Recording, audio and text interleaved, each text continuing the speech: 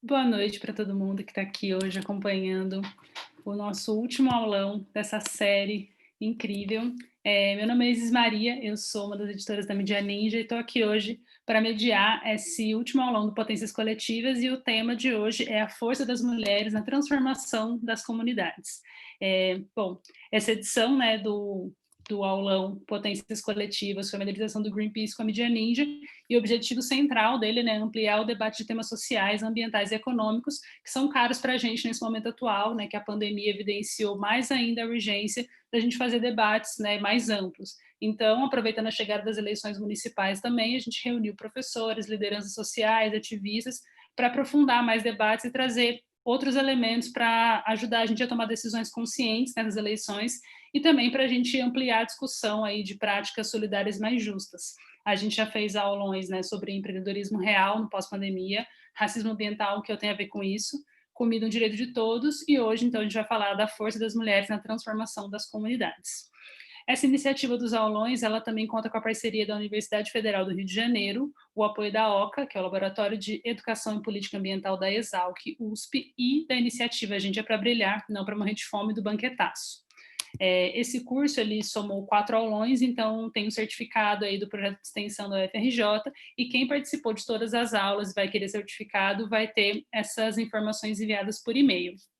Vou apresentar as nossas convidadas de hoje, que vão chegar então aqui para falar mais sobre o tema de hoje. A gente vai receber a Anã Caingangue, que é estudante de serviço social da UFPR, pesquisadora indígena, membro da Articulação dos Povos Indígenas do Brasil, a APIB, e colaboradora da Rede Juventude Indígena, a Rejuinde. E também a Givânia Silva, que é coordenadora e membro fundadora das Comunidades Negras Rurais Quilombolas, a CONAC. Queria também fazer um lembrete, antes de chamar as nossas convidadas para falar, que a gente tem espaço para perguntas. Então, conforme elas forem fazendo as exposições, tem uma caixinha aqui embaixo no Zoom, nessa barrinha, que tem um Q&A. Vocês podem clicar ali e ir enviando suas perguntas ao longo das exposições, que depois, ao final, tanto que a Giovânia e a Nan falarem, a gente vai reunir as perguntas para fazer para elas aí num período antes da gente fechar. Então, já vão pensando suas perguntas, quem já tiver prévias, ou conforme elas forem falando, podem ir mandando por ali. E aí, sem mais delongas também, né, vocês vieram aqui para ver as nossas convidadas, eu vou chamar então a Anã para começar as exposições do aulão de hoje para a gente. Nan, pode abrir seu microfone e ficar à vontade. Obrigada, Isis. Tá dando para ouvir? Tá. Boa noite a todos, a todas, né, presentes aqui. Meu nome é Nan, sou do povo Caingangue, aqui do estado do Paraná, na terra indígena Pucarania. Desculpa aí, eu estava fazendo o teste, né, do áudio e do vídeo, estou aqui com um pouco da luz meio estranha, porque eu estou numa rodoviária agora. Né? Então, enquanto mulheres indígenas, a gente está sempre em trânsito aqui, né, e indo para mais um trabalho agora, né? Então, estou na correria.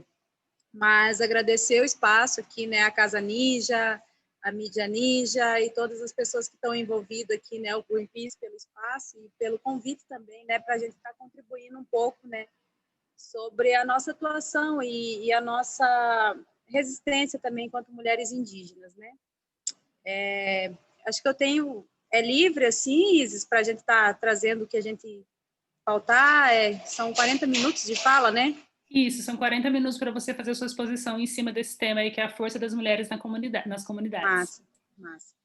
Então, acho que nós estamos vivenciando, né, um momento agora bastante emblemático para nós, mulheres indígenas, né, tanto que eu estou indo agora para dar uma força para uma companheira, né, em Curitiba, que é candidata a vereadora, e também para um mandato indígena nosso, que nós estamos em Curitiba, né, pleiteando aí a vereança da capital nossa, e estamos vivendo, né, vivenciando esse momento bem emblemático agora, né, nessas eleições, assim, com um número muito grande de mulheres indígenas, inclusive, né, aí nesse momento aí buscando, né, um espaço na política institucional dentro dos municípios, né, e isso é muito importante para nós, e nós estamos dando essa força, né, e esse suporte para essas companheiras, né, para que a gente possa, né, eleger o máximo de mulheres possíveis, né, dentro das câmaras de vereadores, tendo em vista que são esses municípios, né, os pequenos municípios, os municípios do interior, né, que estão próximos às terras indígenas, né, ou seja,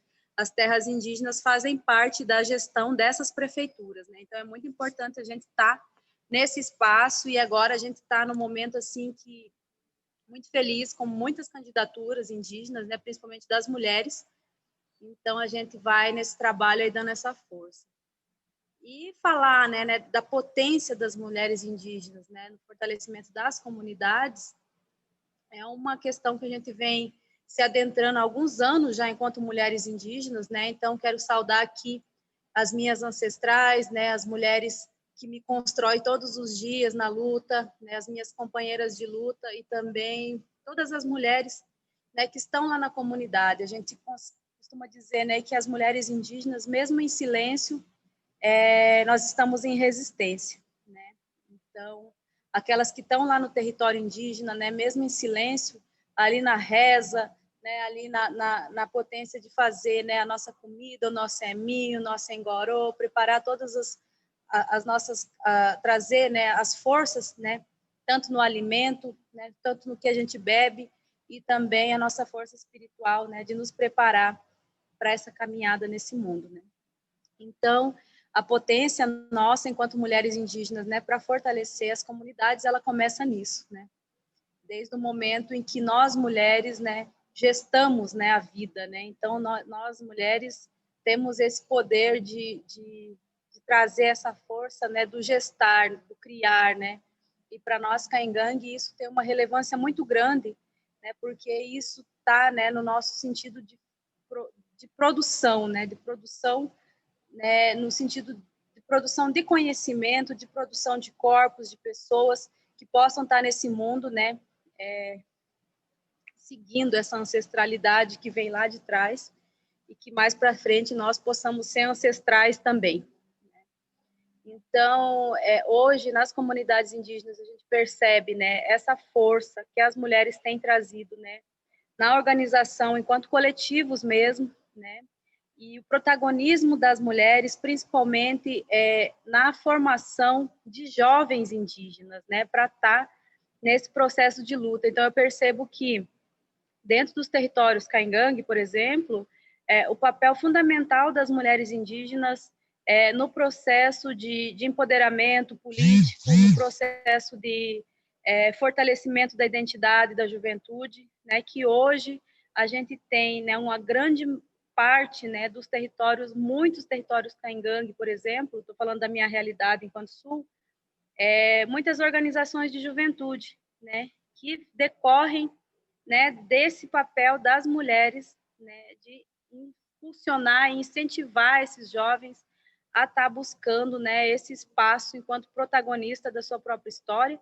e ocupar os espaços que lhes são de direito, ou seja, né, seja uma universidade, seja, né, um espaço, tanto os espaços internos quanto externos da nossa comunidade, né, e sempre trazendo esse processo, né, do nosso corpo enquanto território, né, e essa memória coletiva nossa de que nosso corpo é nosso território. Então, aonde eu estiver, vai ser território indígena, e aonde eu estiver, né, vai ser território Caingangue, Xoclen ou outro povo, né, que no Brasil a gente tem mais de 305 povos indígenas, né. Então, a gente percebe que as mulheres nesse processo, elas são as principais, né, figuras que fazem isso, né? Então, um exemplo disso também, né, é a nossa marcha que a gente teve o ano passado.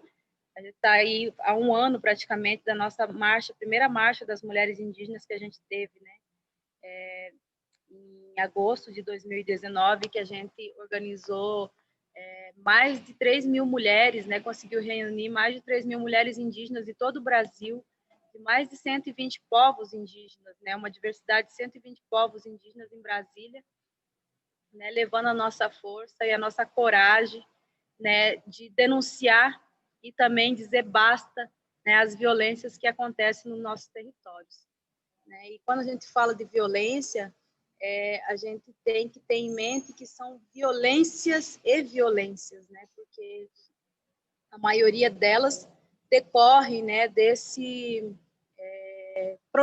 projetos desenvolvimentistas que avançam cada vez mais os nossos territórios. Então, por isso que a gente precisa estar nesse processo sempre de formação, né?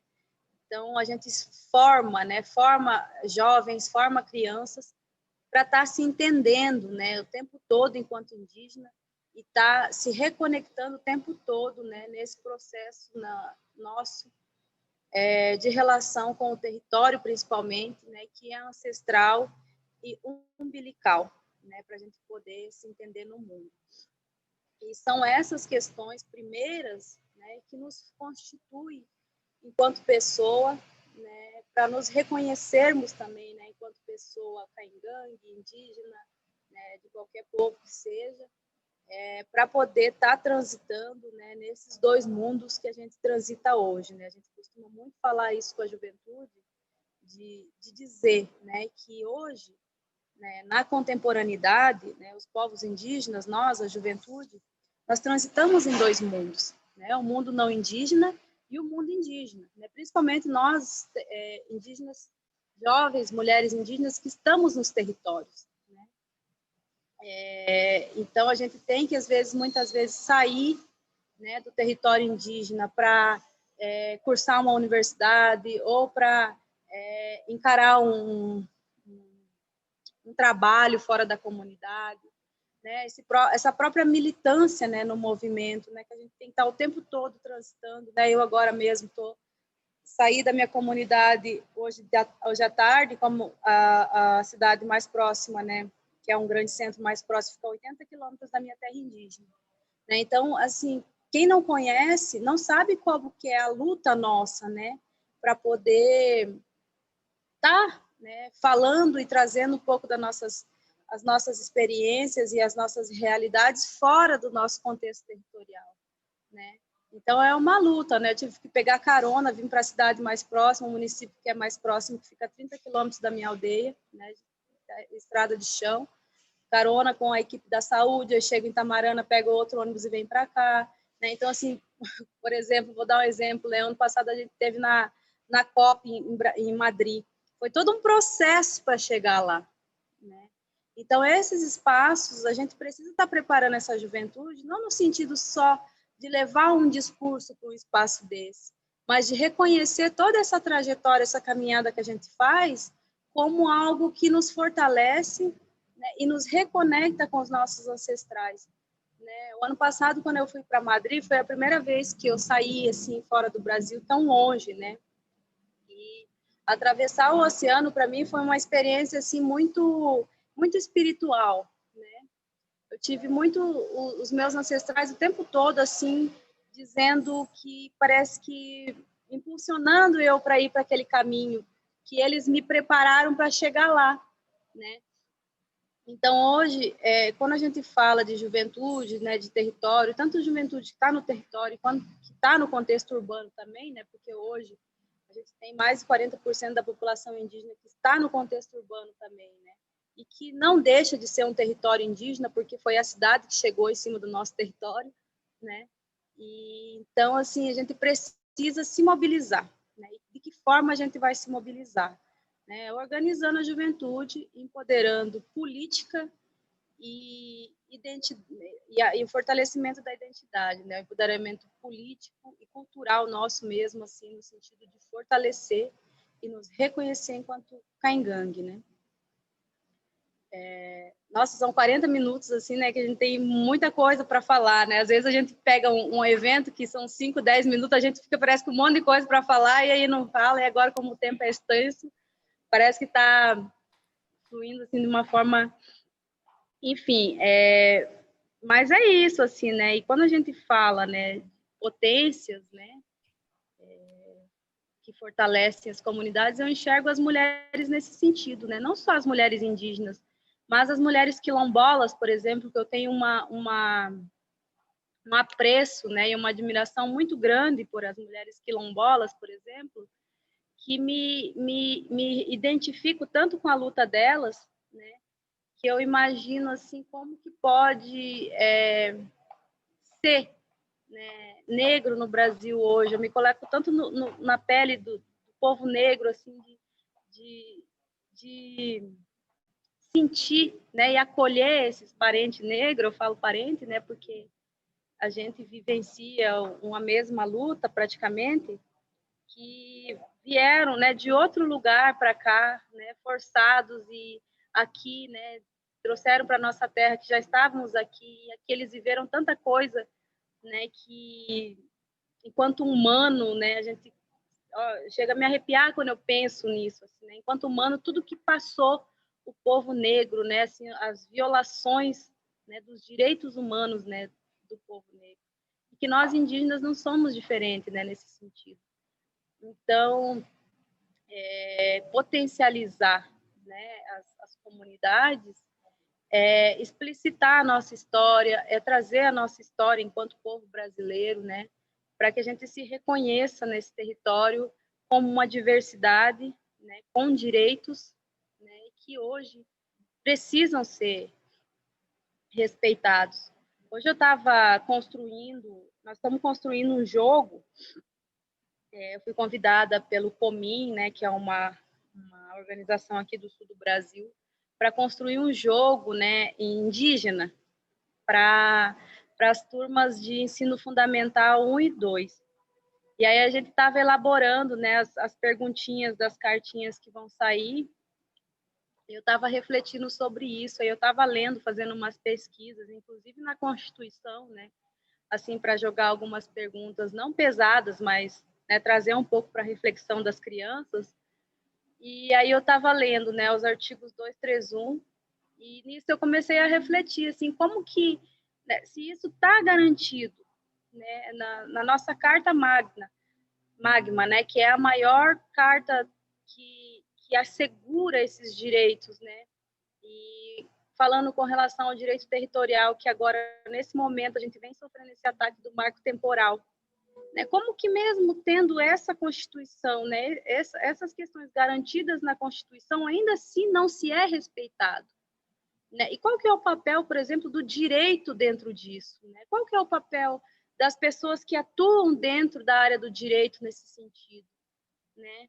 E será que isso assim não é uma coisa relevante a ser pensado, né? Porque o direito ele está tão preso, né, assim, dentro da questão da doutrinação, né, que ele não consegue se desdoutrinar, né, no sentido de abarcar, né, as diversidades e os direitos dessas diversidades, né, e segue um funcionamento, né, ainda colonialista, oligarco, né, que muitas vezes que é isso que tem nos matado, né? Então a colonização ela não está lá atrás, né? Ela não ficou lá quando invadiram o Brasil, ela segue todos os dias, todos os momentos, né? Até o momento que querem me silenciar no sentido de não reconhecer, né, que eu também que eu sou o dono desse território, né? Então assim é uma falta de respeito mesmo, né? Uma falta de humanidade, é uma falta de eu não consigo explicitar assim, não tenho adjetivo para usar com relação a toda essa questão que a gente vem sofrendo hoje, né, no contexto político atual, assim, que é uma bizarrice que não tem sentido, né? E qual que é o nosso papel enquanto pessoas nesse momento, né?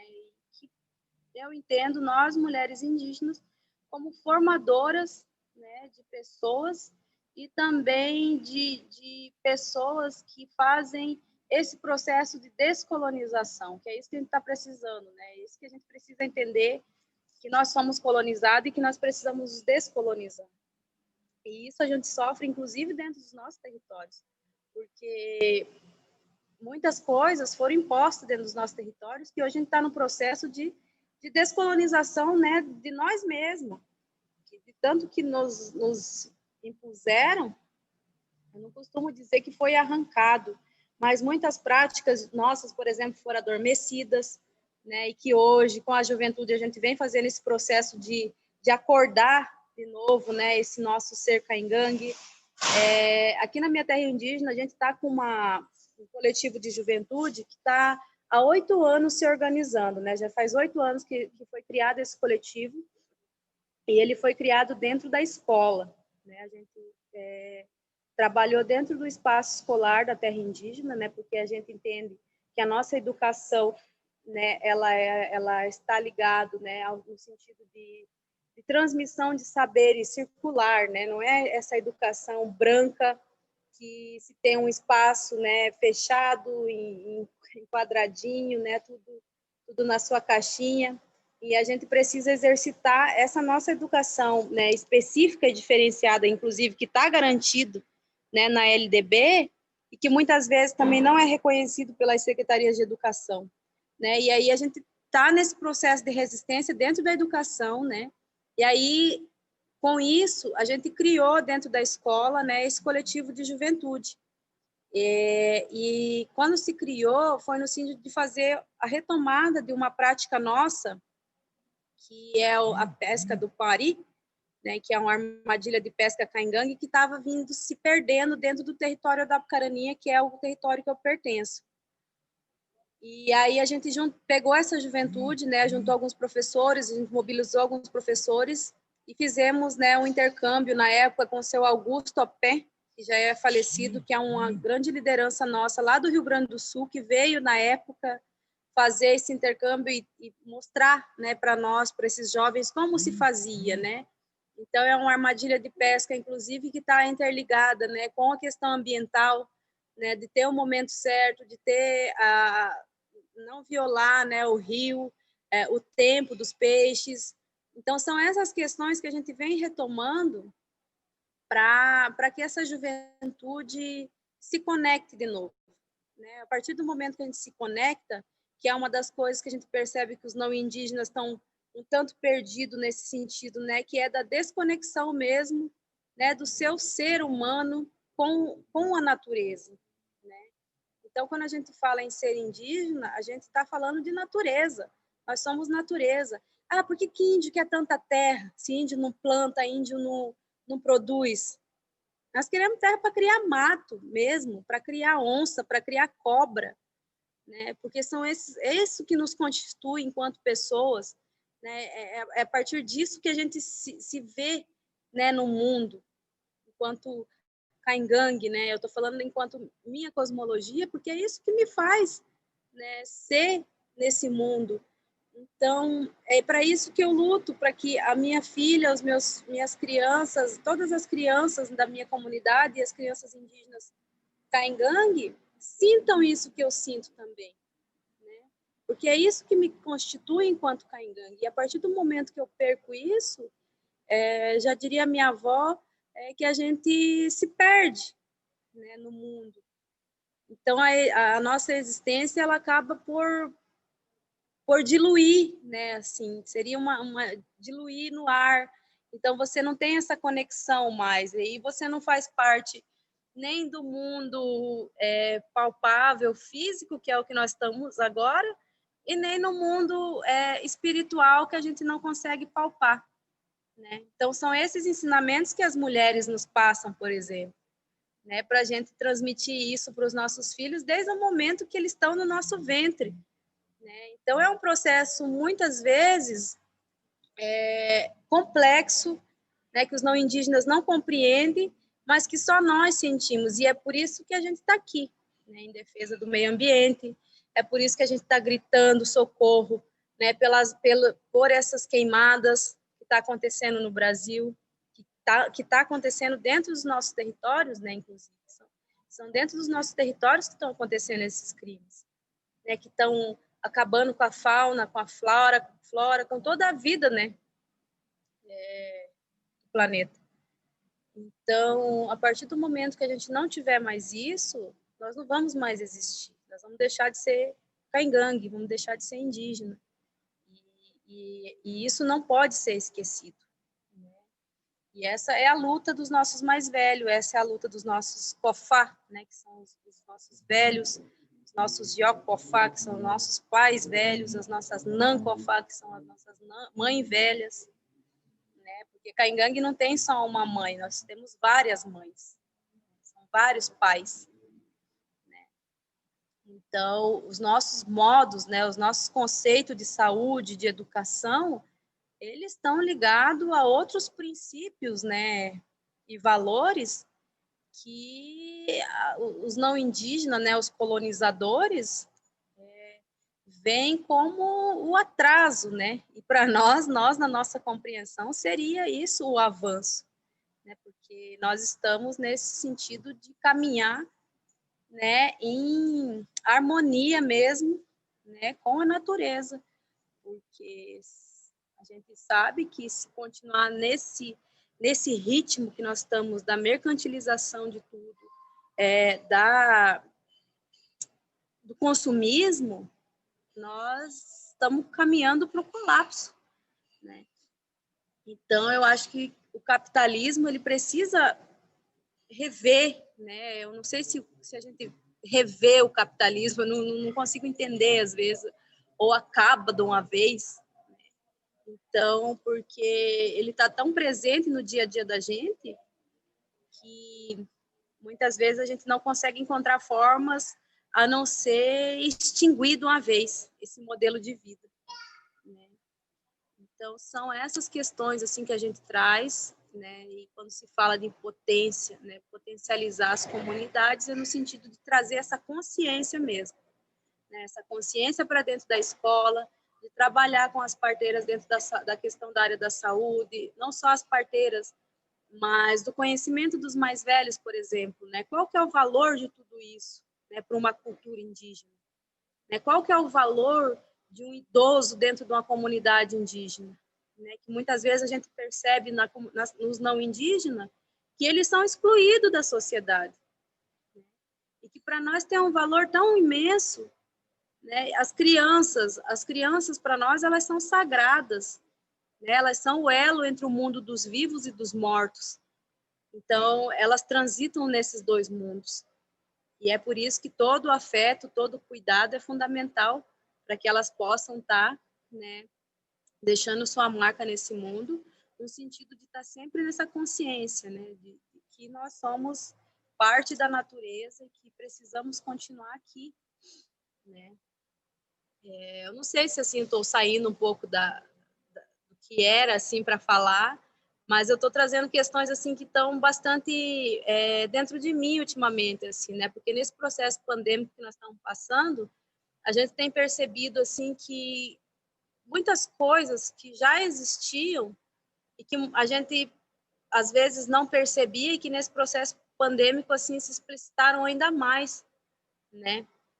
E todo esse cuidado que a gente está tendo agora, né, principalmente nesse momento de pandemia, em que os ataques estão vindo de todos os lados, né? Hoje a gente estava em uma reunião com algumas lideranças, eu acompanhei aqui uma reunião com as lideranças hoje, sobre um decreto que foi feito aqui no Paraná sobre a militarização das escolas, né? E aí a gente estava nessa discussão do que significa isso, por exemplo, para as escolas indígenas. Isso é uma coisa que nos preocupa muito, nos amedronta, inclusive, né? Porque é praticamente uma retomada de um modelo, né, que com toda uma luta, né, do movimento indígena, a gente conseguiu, né, reconhecer a nossa educação como uma educação específica, diferenciada, que nós temos toda a autonomia, né, de gerir e de fazer a gestão das nossas escolas, no sentido, né, de promover uma educação indígena, né, no caso, e que hoje a gente vem sofrendo esse ataque no sentido que a gente pode, toda uma luta de anos dos professores indígenas pode ir por água abaixo, né, com a implantação dessas escolas militares, ou seja, escolas e aí privatizar as escolas, né, ou seja, investir em escola militar, né, para acabar, né, com esses outros modelos de escolas e educação que existe. No caso, aí entra, né, as escolas indígenas, escolas, né, rurais e tal. Então, são coisas assim, bizarras que a gente está vendo a todo momento, que nesse processo de pandemia, eles estão assim, jogando cada vez mais para que passe tudo agora, enquanto o povo está, né, nesse processo de se cuidar, né, entre aspas, do Covid-19 e deixar assim que a gente passe despercebido, mas nós estamos atentos, né, e estamos em luta. Os professores indígenas aqui do Paraná já estão se organizando, né, para se mobilizar, né, em uma mobilização com relação a isso, né, porque a gente entende isso como um passo primeiro, né, para a ditadura, voltar à ditadura militar, né, e que para nós, povos indígenas, isso é uma coisa que preocupa muito, né, porque nós vivenciamos isso, os nossos mais velhos, não muito lá atrás, né, isso foi há 40, 30 anos atrás, então é recente e que a gente teme, né, que isso aconteça. Então, por isso que é importante, né, nós ocuparmos os espaços, tanto das academias, né, tanto de outras instituições, né, agora mesmo a gente tem o Eloy, né, que está lá na França, o Eloy Terena, que está aí atuando como advogado indígena. Então, assim, é esse processo de formação mesmo da juventude para ir para esses espaços de tomada de decisão e que a gente possa ter ali a nossa voz, né, e a nossa voz coletiva, né? Porque nós indígenas, a nossa voz ela é coletiva, né? Eu estou aqui, mas eu sou um povo, né? Então são essas questões que a gente vem construindo e desconstruindo muitas outras que nos foram impostas. Maravilha, Ana. Quando você fala do coletivo, né, até é um pouco de um gancho para a Givânia também, porque é isso, né, a construção da comunidade, o pensamento, ele é sempre feito de modo a ser uma colaboração mesmo, né, uma família fazendo cada um independente do seu, e enquanto povo mesmo, né, os povos indígenas, a gente aqui da Midianinho já acompanhou muitos ATL, né, que são os acampamentos que tem aqui em Brasília, acompanhou a Marcha das Mulheres Indígenas, a gente vem ali já de algum tempo também acompanhando a PIB em algumas coisas e percebe isso muito claramente, né, que os povos todos eles são uma soma muito importante ali para a força do movimento indígena como um todo, e como as mulheres elas estão bastante presentes nesse lugar também e cada vez mais se empoderando ali, se tornando lideranças, e tem um papel muito importante, inclusive, para ajudar com que esses movimentos eles sejam cada vez mais intensos, e essa ocupação dos lugares que você coloca, né, também para mudar as diretrizes e para mudar a cara desses lugares, inclusive colocando mais povos indígenas lá, é muito importante. Então, eu agradeço muito essa primeira parte da sua exposição. Vou chamar a Givânia agora para falar um pouco aí da força das mulheres das comunidades pela perspectiva das mulheres quilombolas e, né, repetindo aqui que a gente tem um espaço para perguntas, então todo mundo que quiser também já ir organizando as suas perguntas pode ir mandando, que no final a gente compila e vai falando aqui com a Ana e com a Givânia. Givânia, se você quiser abrir seu microfone e sua câmera, seja muito bem-vinda para você começar a sua exposição também. Obrigada, Iris, obrigada, boa noite a você. Boa noite a minha parenta que falou antes, não aprendi ainda o nome dela, o nome bem... O meu está errado também, o meu não é Gilvânia, é Givânia, sem o L. Bom, quero inicialmente agradecer o convite, dizer que é sempre muito importante a gente usar esses lugares, esses espaços, para nos comunicar, para aprender umas com as outras. Eu saí de uma sala agora com um colega, professor de Minas Gerais, o Disney, do povo Xacriabá. Então, foi saindo de uma sala, tomando uma água e entrando aqui. É uma maratona bem intensa. Bom, acho que é isso. Eu queria pedir, Iris, se não for muito trabalho, você colocar esse vídeo que eu mandei para você, coloca do minuto 16 até o 24, porque eu queria convidar as minhas parentas para nessa noite comigo, pedir licença a elas, dividir com elas essa mesa, e mostrar um pouco para esses que nos assistem de onde eu venho, que lugar é esse. Então, por favor, passe aí, e aí eu sigo logo. No minuto 24 você corta, porque senão que ele é bem maior.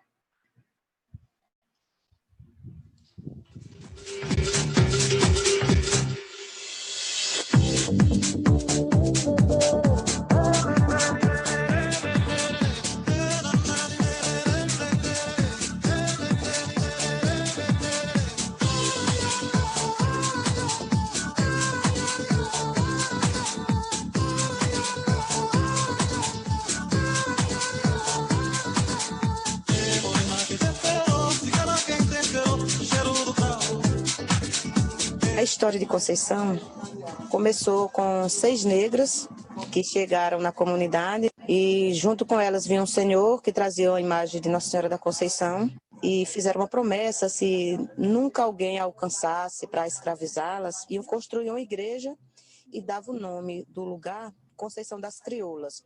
Conceição por conta da santa e crioulas por conta das negras.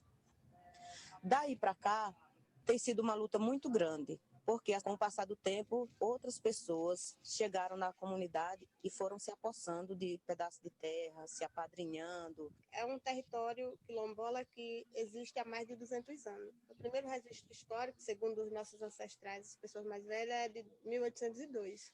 Com o passar do tempo, o território foi invadido por fazendeiros que vinham com a história da criação de gado e plantação de algodão, que era uma das coisas da agricultura mais forte da região. E aí, quando chegaram, invadiram o território, usaram as pessoas menos informadas do território para fazer a mão de obra barata ou gratuita, né? E no meio desse povo haviam as pessoas resistentes, que não aceitavam, que não abriam mão e não queriam sair das terras, né? Com a participação de uma grande liderança da comunidade, que saiu para estudar e também participar de reuniões, encontros. Nós começamos a reestudar a nossa história, chegamos à conclusão de que a gente tinha que lutar para retomar o nosso território. E nessa história, as mulheres têm assim, um papel fundamental, né? A comunidade de Conceição das Crioulas vem assim de um passado difícil, em que as pessoas não tinham o conceito da dignidade que deveriam alcançar. Graças a Deus, lideranças foram geradas a partir das SEBs, depois da luta partidária, que as pessoas vão assumindo gradativamente seu poder. O território foi titulado em 2000, a partir do reconhecimento que foi feito em 98, né, graças à história oral contada pelo nosso povo. O governo brasileiro titulou as terras, mas não indenizou os fazendeiros e nem encontrou forma de fazer com que eles saíssem de dentro do território. Tudo que tem aqui nesse lugar foi começado pela luta das mulheres. A história da comunidade, a história de uma vila que tem aqui próxima, que é aqui em Conceição, tudo foi começado com as mulheres, as primeiras a começar a trabalhar para bater tijolos. Eu creio no trabalho da organização de Conceição das Crioulas. Basta dizer que hoje o pessoal das escolas deles foi formado lá. Foi difícil para você estudar, né? Uma das partes mais difíceis desse período de faculdade era a viagem. Todos os dias, 42 quilômetros, ida e volta. E aí, muitas vezes, o ônibus quebrava no caminho, chegava no outro dia. Assim, aventuras que deixam muita aprendizagem para a gente. Quando a gente começou essa caminhada junto com aquela gente, tínhamos de levar professores daqui da cidade, mas elas fazem uma escola diferente, não é apenas a escola que dá o currículo oficial. A gente já não se apega muito só àquelas coisas que a proposta pedagógica traz, mas incluir elementos que tenham utilidade na vida dos alunos, elementos que eles busquem aqui mesmo, que não estejam necessariamente estarem sabendo a história dos outros países, tem que saber, mas assim, primeiro a nossa realidade, a nossa história de vida.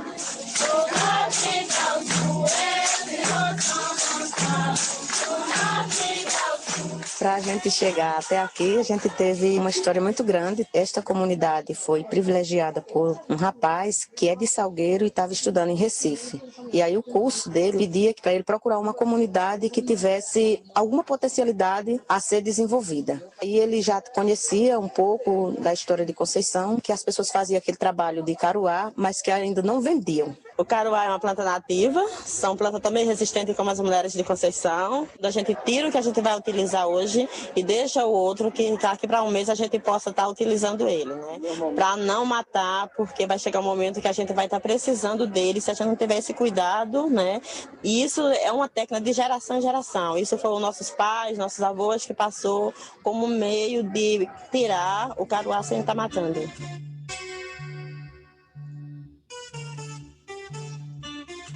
Que a utilização sustentável está sendo o instrumento de conservação da biodiversidade. Isso é uma mudança de paradigma muito grande, porque você passa a entender que só tem conservação da biodiversidade quando, de fato, a sociedade ou a comunidade tira o sustento dela, porque senão ela desaparece.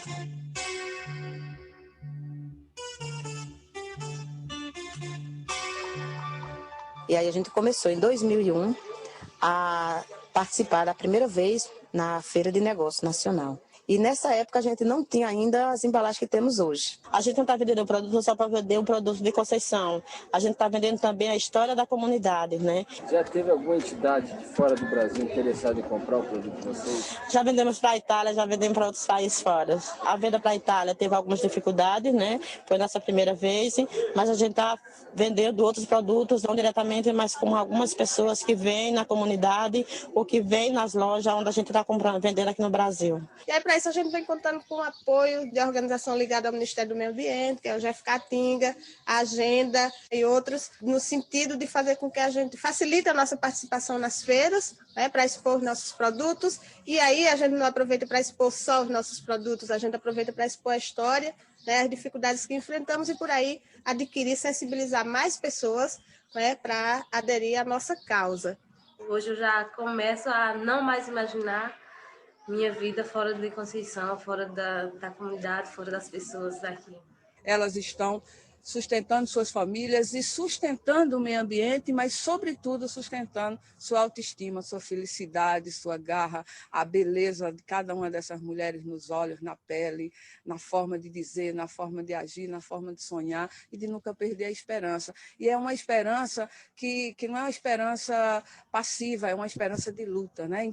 Enquanto eu luto, espero, mas é sempre lutando. Tenho fé em Deus, em Nossa Senhora da Conceição, que talvez de toda essa luta de nós, confiando em Deus, nós vamos sair fora em paz, se Deus quiser, Nossa Senhora. Maria, Maria, um dom, uma certa magia, uma força que nos alerta. Pode interromper, Iris, pode interromper.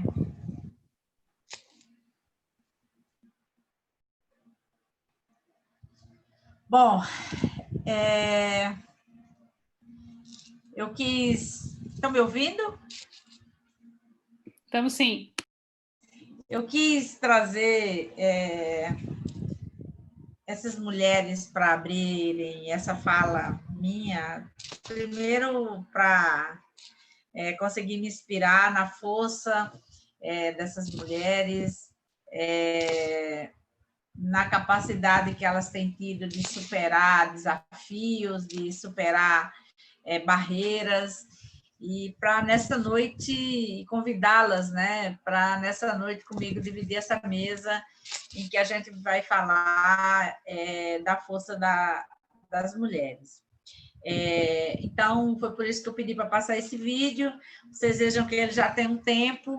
Nessa época, a gente estava falando do Ministério do Meio Ambiente, que tinha como pressuposto, apesar de todas as dificuldades, mas algum nível de entendimento e de preservação do meio ambiente. Agora, como disse a Meg, já aproveitar a pandemia para passar a boiada.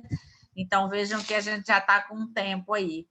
E uma outra coisa também desse vídeo que eu queria colocar é que ali, no momento do vídeo, a gente estava falando de uma terra que tinha sido invadida, e hoje a gente fala de uma terra recuperada, né? Uma terra que fomos capazes, com a nossa luta, de retomar. E eu acho que a fala mais emblemática desse vídeo é quando elas assumem que todas as ações desse território começam com as mulheres. Essa fala ela é repetida cotidianamente, porque a história de Conceição das Crioulas é uma história de uma terra de mulheres. E eu aprendi nesses últimos dias, no debate, que em terra de mulher, mulheres não morrem. E não morrem pelo significado que a minha parenta colocou aí, de que tem um significado, os corpos não são, a morte é um processo, mas nós temos isso como tem uma memória, né? Tem uma história que não está no livro, que não estão, as histórias que não estão na biblioteca. Então, essas histórias contadas de geração em geração é o que faz com que nós continuemos vivas, mesmo quando já não estivermos mais aqui. Então, acho que era mais para introduzir aí a minha fala, para poder seguir.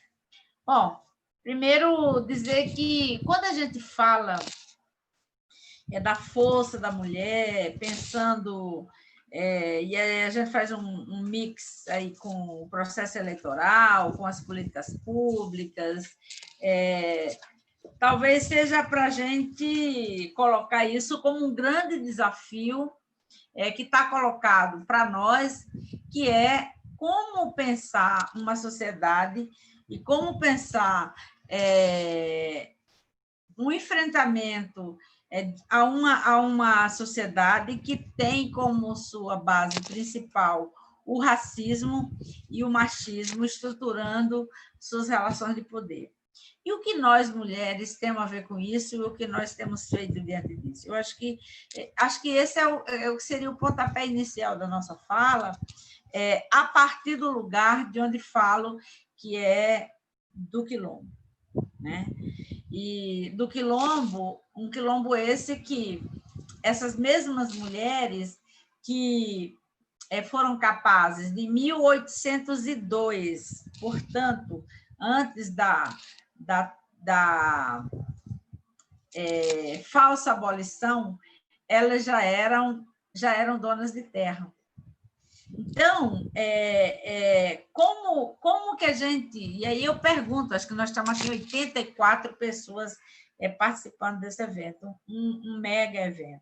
Eu poderia perguntar para as pessoas, eu tenho feito essa brincadeira para desafiar não as pessoas que não estudaram quilombo, mas para desafiar o sistema que esconde a história dos indígenas, quando conta deformada, e que não fala da população negra, quando fala apenas como população escravizada, e não fala das lutas que nós temos enfrentado cotidianamente, e que não agora, nesse momento da pandemia.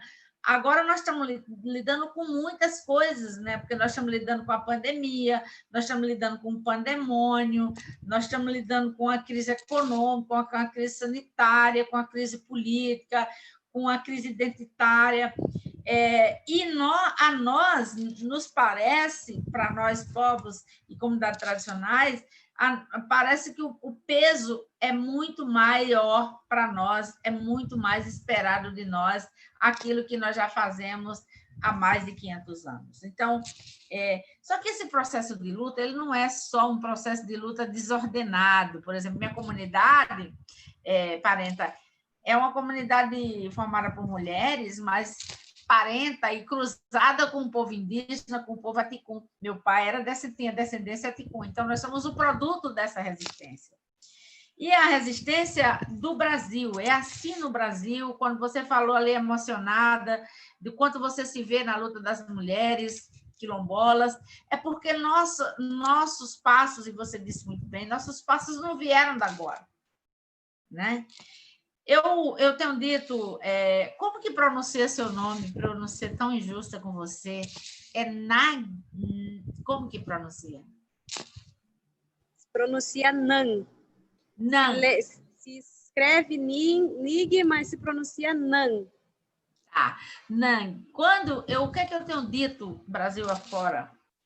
É que nós temos que, nesse processo de reconstrução da história do Brasil e das lutas dos povos, nós temos que lembrar duas coisas. Uma, o primeiro movimento social no Brasil é um movimento formado pelos povos originários. Isso a gente aprende aonde? A gente não aprende na escola. E o desafio que eu ia fazer para as mais de 80 pessoas que nos assistem agora era exatamente assim: o que é que você estudou na escola sobre indígena, sobre os povos indígenas? O que é que você estudou sobre quilombo? Iris, você estudou sobre quilombo na sua educação básica? Pouquíssima coisa. E se estudou, de que forma você estudou? Que disseram que nós somos mais de 6 mil quilombos, que disseram que os indígenas falam que são mais de 300 povos com mais de 200 idiomas, e não é dialeto, é idiomas. Porque se o português é um idioma, o caigangue é um idioma.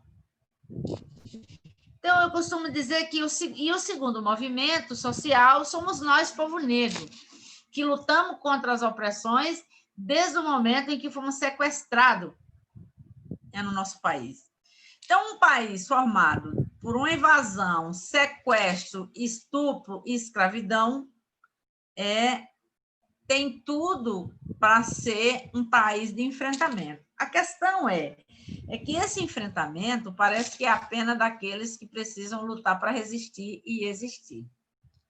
Esses dias, Nang, eu estava no Rio de Janeiro, ano passado eu estava no Rio de Janeiro com um parente indígena na mesa e uma mulher muito militante, uma mulher branca, muito interessada, e ela dizia para nós assim: olhe, parem de falar em negócio de cota, em reserva de vaga para indígena, vamos fazer a revolução, vamos todos nós fazer a revolução, porque a revolução é quem vai resolver nosso problema, vamos parar dessa Constituição não presta, vamos fazer a revolução.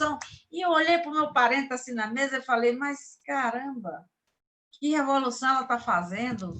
Nós estamos lutando há mais de 500 anos. Então, se isso não é uma revolução, o que é uma revolução?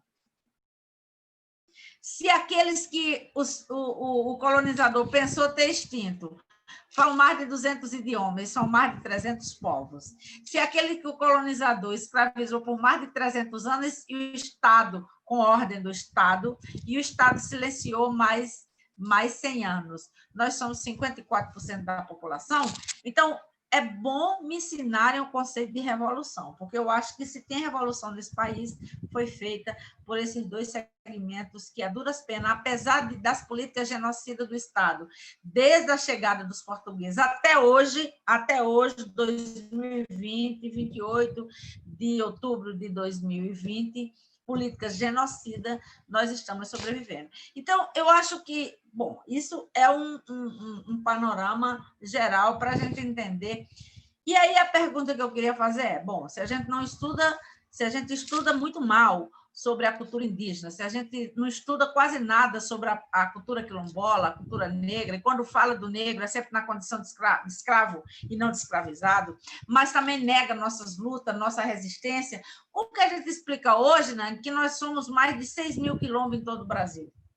Como que a gente explica hoje se a escola não fala mal de Zumbi como se fosse um evento do passado?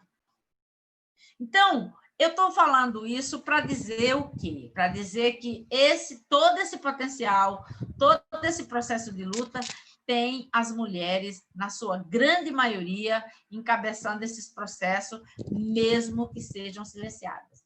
Nas melhores hipóteses,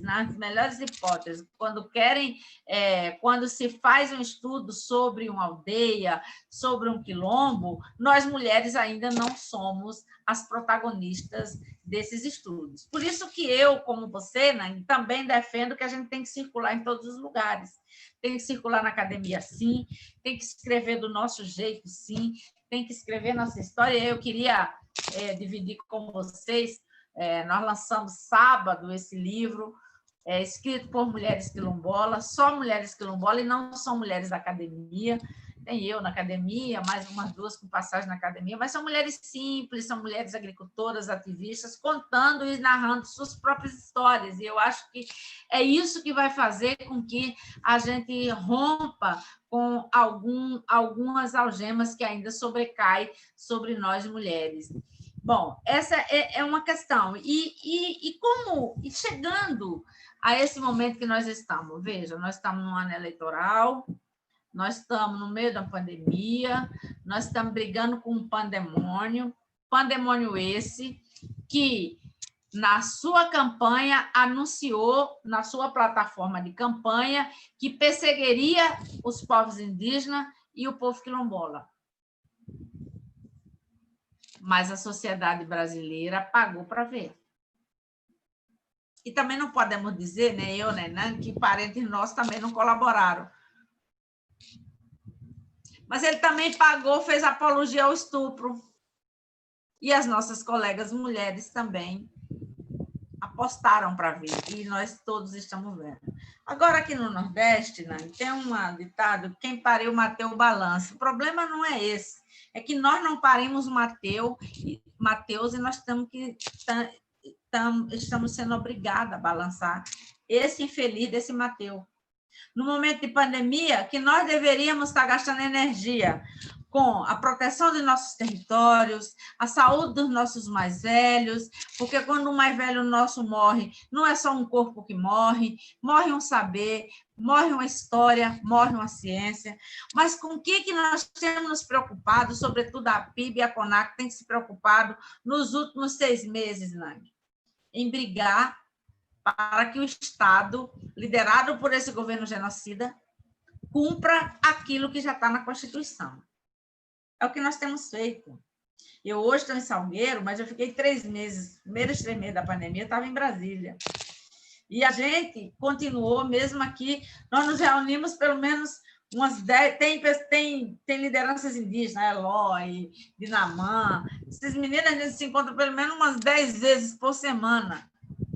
E não é para tomar uma cerveja, não é para fumar um cachimbo, não é para nada disso, não. É para lutar contra esse Estado genocida, que quer a todo custo tirar as nossas vidas. E nós resistimos. E parte dessa resistência se dá pela força das mulheres.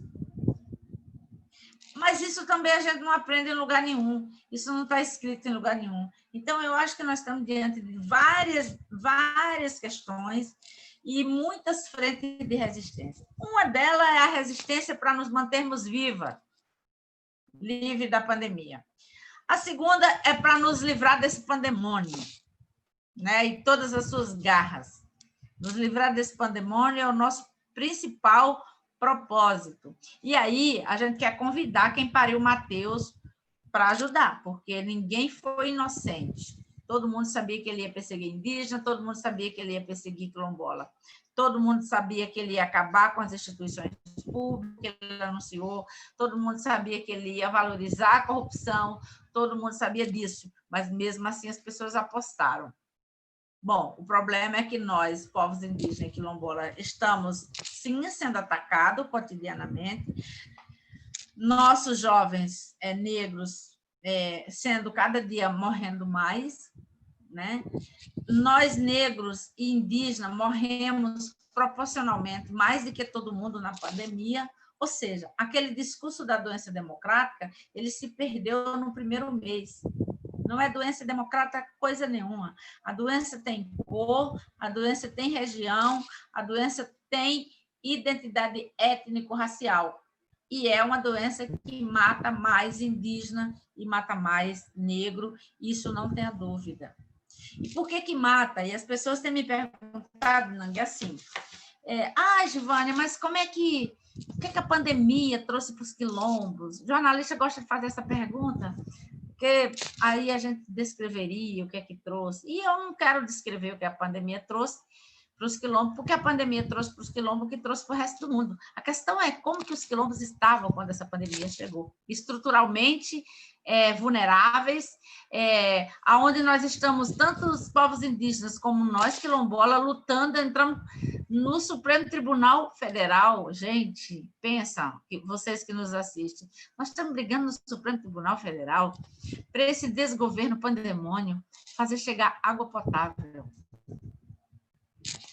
fazer chegar serviços de saúde. Mas, afinal de contas, não já estava na Constituição? Por que para nós é tão difícil essas coisas chegarem? Porque tem, e a resposta eu vou dar bem, vou fazer igual o piauiense. Deve ter algum piauiense nos assistindo, e eu queria agradecer. Vou responder igual o piauiense, vou dar a resposta bem aqui. Vou dar a resposta bem aí, bem aí, vou dar a resposta bem aí. A resposta está exatamente na nossa sociedade estruturada a partir do racismo. É o racismo que estrutura, e é o racismo quem diz quem morre, é o racismo quem diz quem tem saneamento, é o racismo quem diz quem tem direito à terra, é o racismo que prega uma ideologia de muita terra para pouco índio, é o racismo que opera sobre, que impõe mineração, madeireira, todos os males sobre nossos territórios, não satisfeitos, põem as armas e nos matam. Então, se a gente não usar esse espaço e a gente não tiver esses lugares para a gente dizer, Iris, é muito difícil, porque a Globo não vai dizer isso para a gente. Vocês aí já ouviram falar, nesses 7 meses, 8 meses de pandemia, 9 meses, sei lá quantos, já perdi as contas. Vocês ouviram algum dia a Globo falar em quilombola na pandemia? Vocês não ouviram. Não vão ouvir. Porque nós somos a ameaça ainda, nós somos a resistência e a ameaça a esse projeto colonial. E é esse governo genocida. Porque queriam dar todas as terras públicas da região amazônica para a grilagem, nós não deixamos ainda, estamos resistindo. Então, eu queria convidar todos que nos assistem hoje, os nossos estudantes bolsistas, a entenderem que quando a gente está defendendo água não poluída, nós estamos defendendo para 210 milhões de brasileiros. Quando estavam votando, acho que 2017, por aí, assim, eu e a Eloy ficamos responsáveis pelas nossas organizações para falar com a imprensa.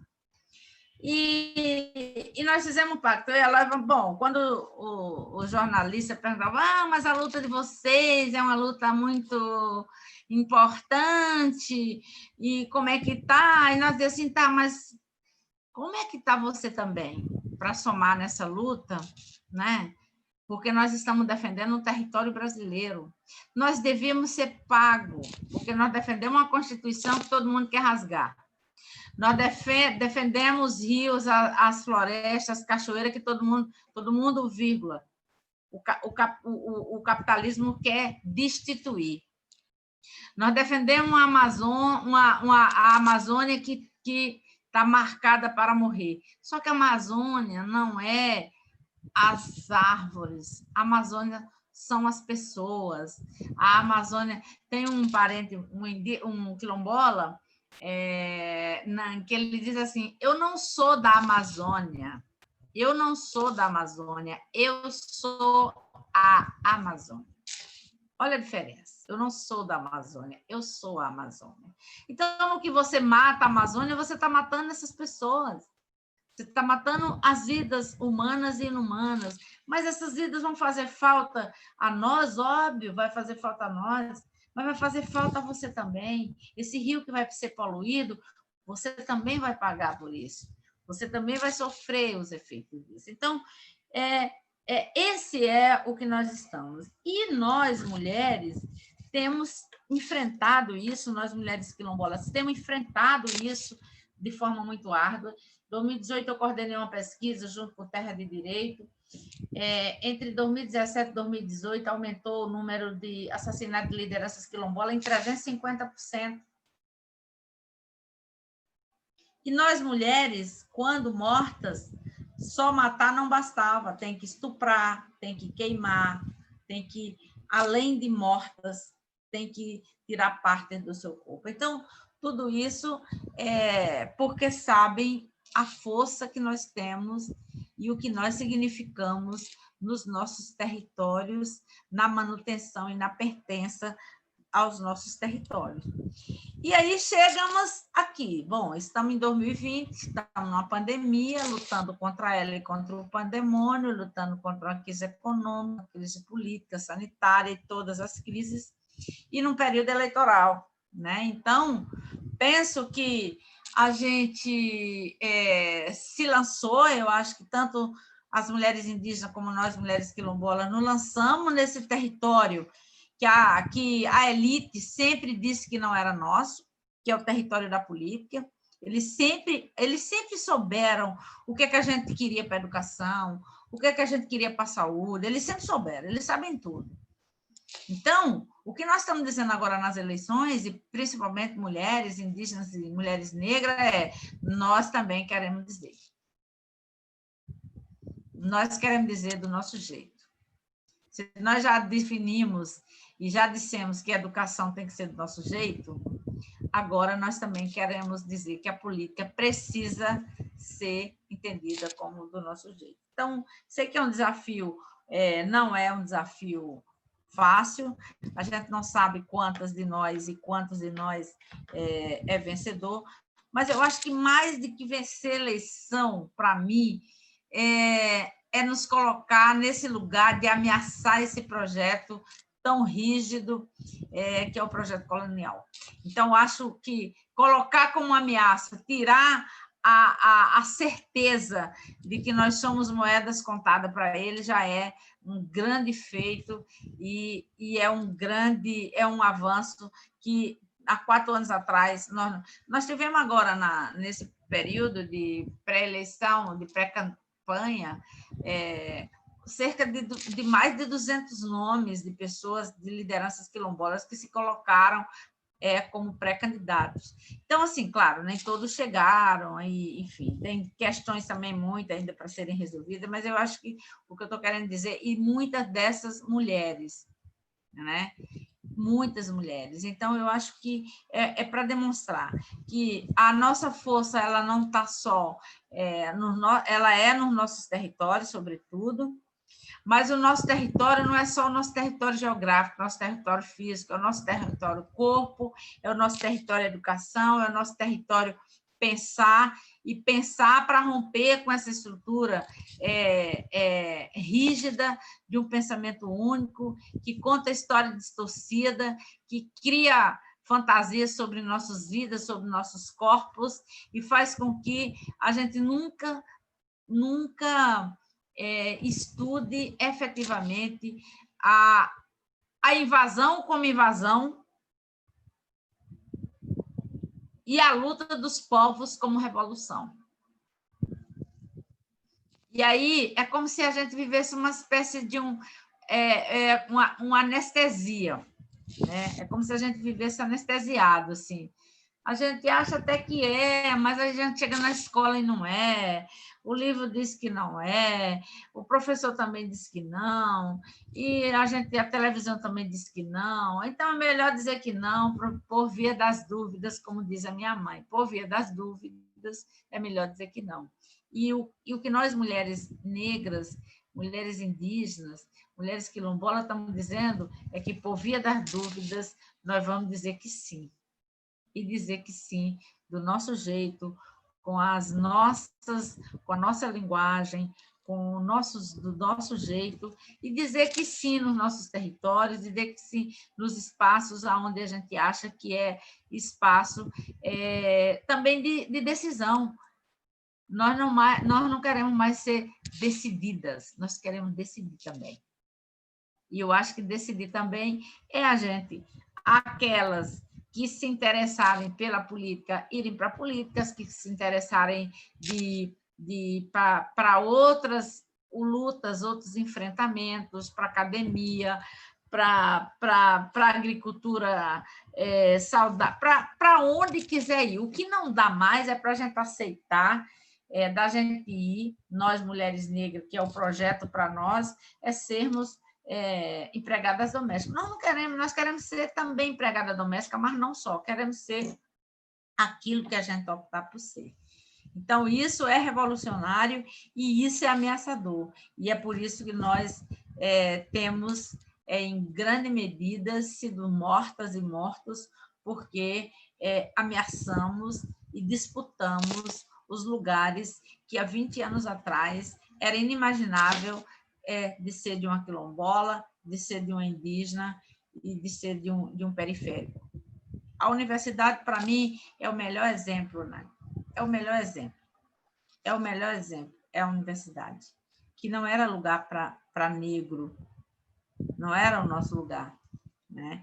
E quem disse que não era o nosso lugar? Não fomos nós que dissemos que era o nosso lugar, não. Não fomos nós que dissemos que não era, não. É aquele que decide os que morrem, decide os que sobrevivem, decide os que têm terra, decide os que decidem, decide os que vão decidir sobre nossas vidas. E nós queremos mudar esse jogo. E eu acho que nós demos uma largada agora em 2020 e vamos ampliar esses passos em 2022 e assim sucessivamente. Não tem mais volta, não tem mais volta, não tem mais volta, não terá mais volta. É daqui para frente, para trás, nenhum passamento, como a gente diz na luta quilombola. Nenhum quilombo a menos... e nenhum quilombo a menos, nenhum direito a menos. Daqui para frente é isso. Ou nós vamos, ou a sociedade entende que nós compomos essa sociedade, que nós produzimos, que nós somos cidadãs, que nós votamos, que nós pagamos imposto, e por isso nós temos direito de usufruir. Mas não vai dar para a gente ficar esperando daqui a 20 anos que as pessoas, vocês são lindas, nossa, como vocês são lindas, vão para cá. Não, nós já somos lindas, isso a gente já sabe. Você não precisa nem ninguém dizer, a gente já sabe. O que nós queremos agora é também compor esses espaços de tomada de decisão. É isso que nós queremos. Bom, eu acho que eu paro por aqui para ver as perguntas. Acho que falei até mais do que eu imaginei falar. Eu achei que com o vídeo eu ia falar 10 minutos. Não foi isso que aconteceu, mas fico aqui para as perguntas, se tiverem, para trocar ideia aí com as pessoas que nos assistem. Obrigada. Obrigada a você, Givane, foi ótimo sua exposição. Esse final que você estava falando, né, de não dar nenhum passo atrás, dessas ocupações, me fiquei pensando muito, né, no avanço que a gente teve de número de candidaturas, inclusive, né, tanto de candidaturas indígenas quanto de candidaturas negras, e como isso agora tem sido mais sistêmico e mais organizado mesmo, né, de a PIB lançar uma campanha por candidaturas indígenas. Então, ter o Pretos no Poder, você conseguir, para além de uma pessoa que está se candidatando, isso ir criando um sistema mesmo para que seja uma ocupação maior. A gente tem algumas perguntas que eu fui juntando aqui agora no final, e aí eu vou dividindo entre você e a Ana, para a gente ir fazendo e vocês irem respondendo também e podendo pensar. Então, vou começar aqui com uma pergunta para você, que a Cecília Ceciliato disse: Parentas, parabéns por toda a potência das guardiãs indígenas e das comunidades quilombolas. Como será o enfrentamento das mulheres que ficaram à margem nesses 500 anos? Colonização, sistema e patriarcado, ainda mais em pleno século XXI, e esses retrocessos desse governo etnocida. Seus desafios via poder local nessas eleições municipais. Acho que tem um pouco a ver também com esse lance de ocupação de espaços, candidaturas. Essa é para você, Givane. Seu microfone está mudo. Bom, gente, o que eu fiz aqui? Calma aí. Agora bom, eu acho que uma das coisas que mais tem me instigado nessa caminhada é pensar como esses processos silenciadores foram capazes de apagar histórias, de esconder processos organizativos das mulheres, enfim. Bom, isso a gente tem lutado muito contra isso, e essa luta ela tem sido em diversas frentes, né? E eu acho que eu terminei falando delas aí no final da fala. A política é apenas uma. Talvez não seja a melhor, mas também não é a pior, né? A depender. Agora, o que eu acho que nós temos que pensar é que essa incidência, para que a gente saia desse anonimato essa incidência ela vai acontecendo de diversas formas, né? Ela precisa acontecer de diversas formas. Vamos pensar, não dá mais para a gente pensar a educação como era a educação sempre foi. Então, eu perguntei no começo, quem estudou sobre quilombo, aí as pessoas vão dizer, eu estudei zumbi, alguma coisa, mas estuda zumbi como se fosse um fenômeno isolado, como se tivesse sido um quilombo. E hoje são mais de 6 mil quilombos, nós estamos em mais de 30% dos municípios brasileiros. Então, tudo isso para colocar que toda essa história de luta e resistência, é uma política deliberada do Estado para que esses corpos, para que esses sujeitos, para que essas lutas não sejam visualizadas. Então, nós estamos realmente na contramão, porque agora nós queremos que ela seja visualizada. Por exemplo, o livro que eu mostrei a vocês aqui faz parte dessa estratégia também, da gente contar a nossa história e contar do nosso jeito. E eu acho que é isso que nós estamos tentando fazer, e é para isso que nós convidamos também as outras pessoas a não imaginarem que a luta indígena é dos indígenas, que a luta das mulheres é das mulheres, que a luta dos negros é dos negros. Não.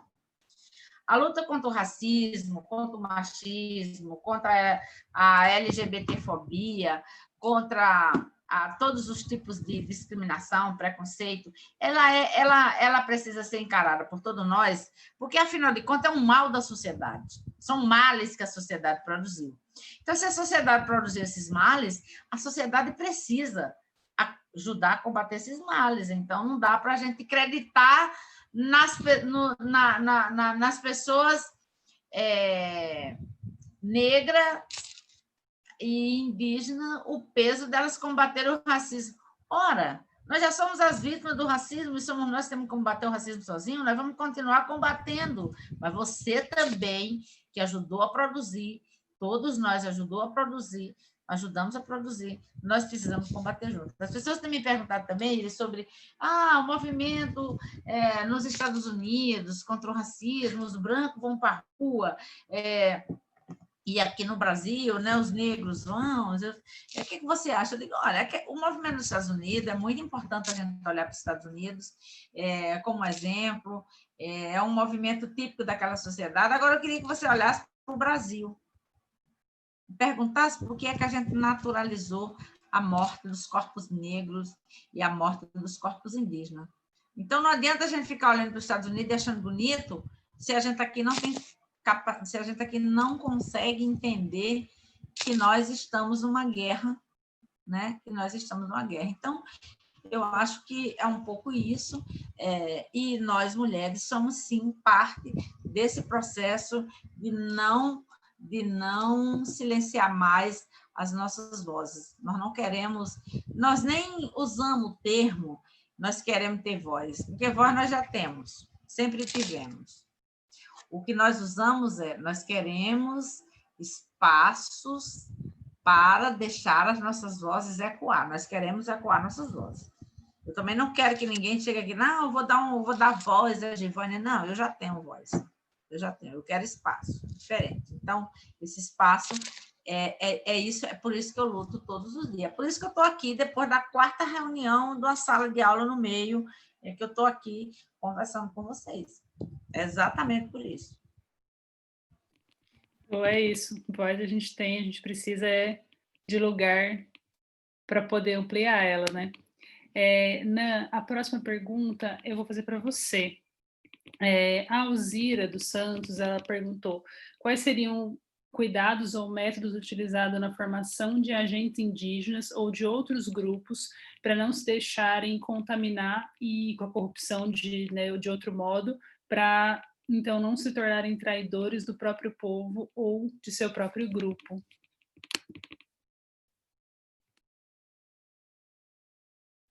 O seu microfone está fechado. Então, essa questão, ela é um pouco, não sei como seria o método, né?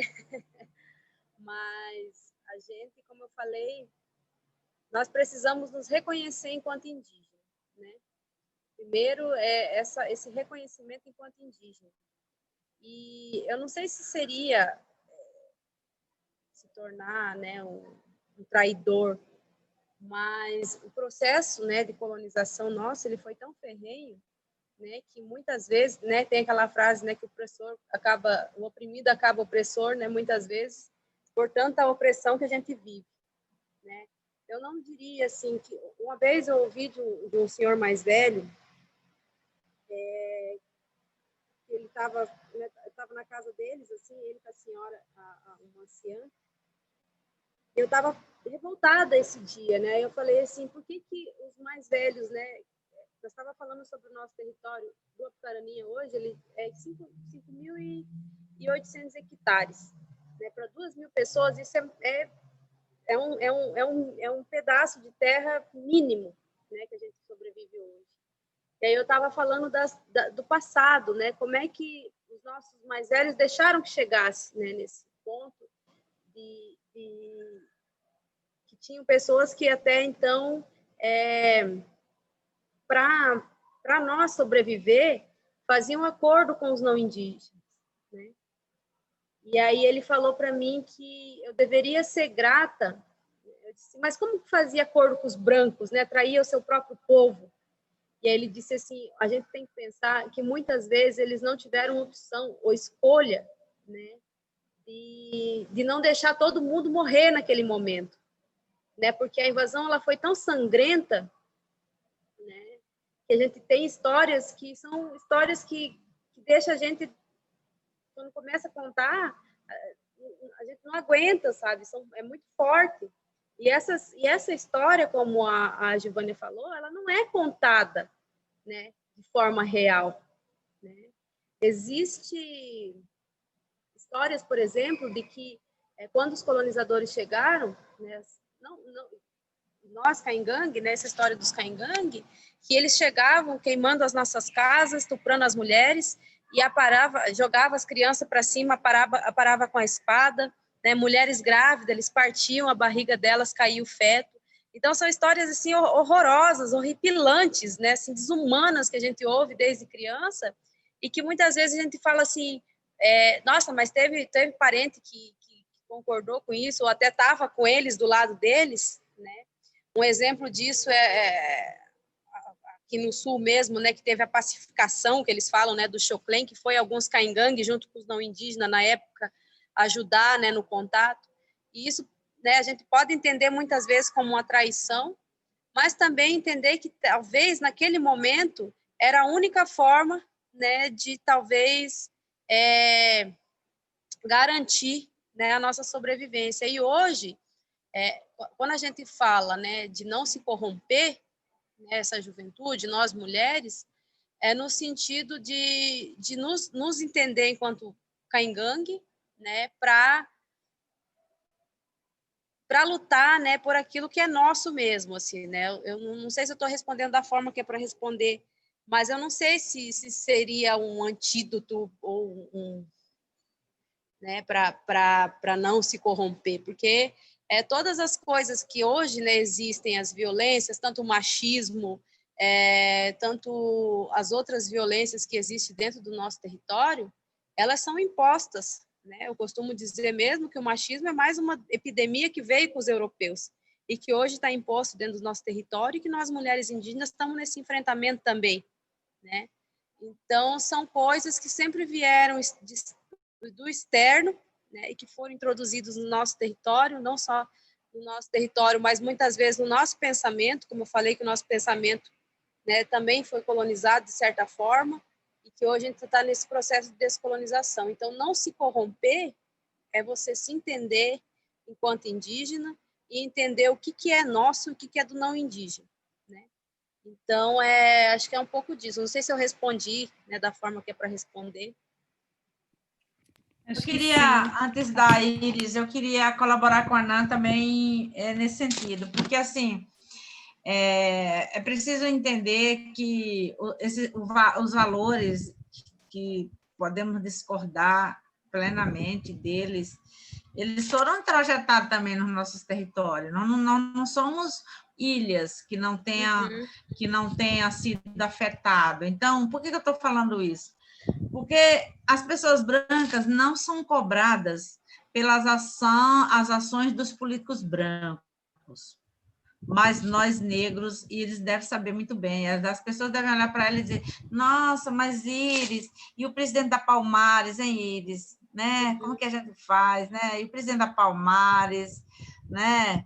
Então nós somos cobrados pelos atos dos nossos parentes, como se nós fôssemos uma ilha e a gente não tivesse recebido influência nenhuma. E aqui eu não estou defendendo nenhuma influência, nenhuma corrupção, pelo contrário, eu só estou dizendo que a gente não tem esse remédio tão certeiro assim para garantir que essas más influências não possam atingir um dos nossos. Agora, isso que não pode ser, assim como não fazem com as pessoas brancas, não podem fazer conosco, se um dos nossos errarem, condenar os mais de 300 povos ou condenar os mais de 6 mil quilombos espalhados pelo Brasil e as mais de 20 milhões de pessoas que somos nós. É isso que não pode, porque ninguém faz isso com as outras populações, ninguém faz isso com os brancos. Quando erra, quando erra, um branco não é chamado a atenção, um sobrenome não é sequer, aí é que ele fica empoderado, aí é que ele alcança cargos mais altos, mas nós ainda nem chegamos lá, e aí todo mundo já começa, mas será que vão se corromper?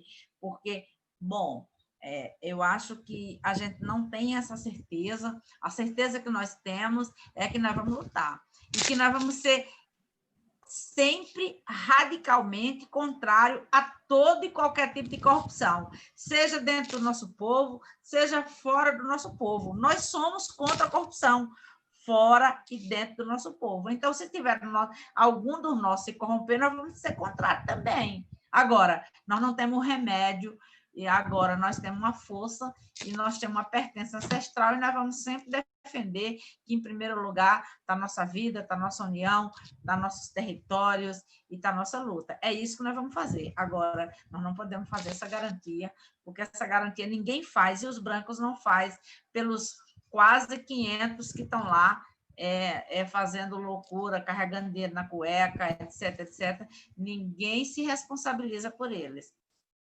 Ninguém.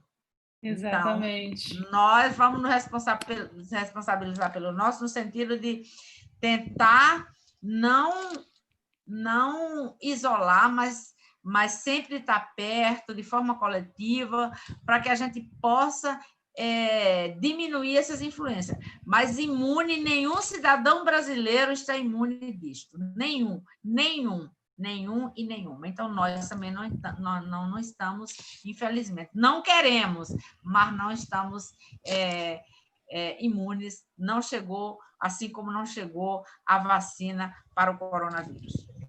Exatamente. Também... Desculpa, não. Só um pouquinho, Giovânia. Exatamente isso. Então, é por isso que a gente, né, quando a gente fala do nosso coletivo, da nossa ancestralidade, é justamente isso, prezar e estar sempre nessa reconstrução constante, né, dos nossos princípios e valores indígenas, né, que o que é se corromper, né, enquanto indígena, né? Então, assim, são essas questões que a gente precisa estar sempre em reflexão. O que é se corromper enquanto indígena, né? Qual que é esse corrompimento, né? No sentido do se corromper enquanto, por exemplo, a corrupção branca, né? Então, e essas coisas estão, inclusive, como a Giovânia falou, dentro dos nossos territórios, e a gente se opõe, inclusive, quando são contrários aos interesses do nosso coletivo, né? Então, os interesses individuais e que fere, né, o coletivo como um todo, ele não é aceito dentro da nossa comunidade, por exemplo. Então, eu acho que essa questão, né, do corromper, o que seria, né, esse corromper? Né? Ele é no sentido, né, de uma violência e de uma maldade, talvez, branca? Ou o que é isso, né, no entendimento indígena, por exemplo? Né? Sim, e uma coisa que eu ia pontuar, na verdade, antes de passar para a próxima, é também entender que a exceção ela não pode ser levada como uma regra, né? Então, se em determinado momento, dentro de um coletivo, ou de mais de 300 povos, ou de 6.000 quilômetros, você teve um Sérgio Camargo da vida, isso não faz com que todo o restante esteja na mesma situação, né? Uma exceção ela não confirma a regra e ela não transforma toda a luta do coletivo naquela situação específica. Passando aqui para a próxima pergunta para a gente poder seguir, que a gente já tem algumas mais, a Mariane Gonçalves perguntou, as mulheres seriam ou são a melhor ponte para a valorização da cultura de seu povo, partindo do pensamento dos exemplos dados, que são elas que estão em constante comunicação com as novas gerações. Essa é para você, Givânia. Eu diria que pela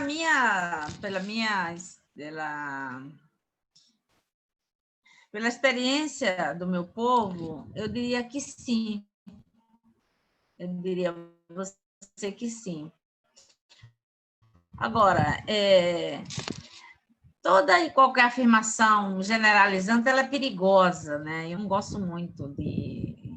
Primeiro, porque nós somos mais de 6.000 quilombos, nós estamos em mais de 30% dos municípios brasileiros,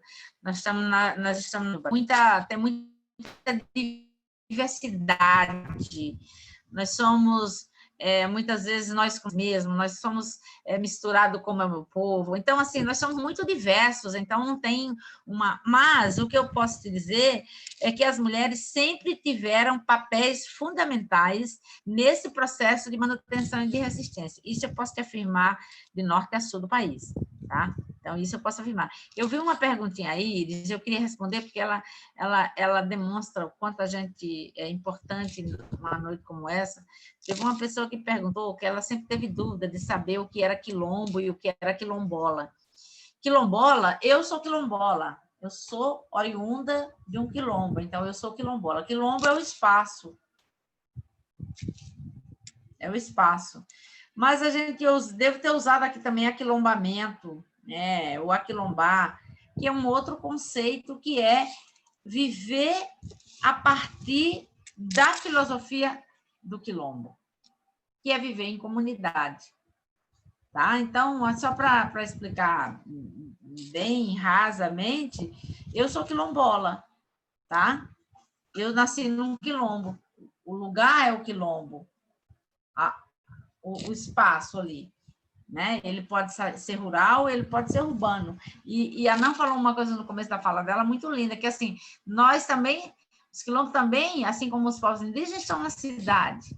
Mas não é na grande maioria, tem dois caminhos para nós estarmos na cidade. Uma, quando nos expulsaram do nosso território, tanto quilombola quanto indígena, ou quando as cidades avançaram e tomaram, invadiram nossos territórios. Então, estar na cidade nem sempre é um desejo nosso, né, Nana? Nem sempre foi uma busca nossa estar na cidade. Muitas vezes foi porque fomos desterritorializados ou a cidade avançou sobre nossos territórios.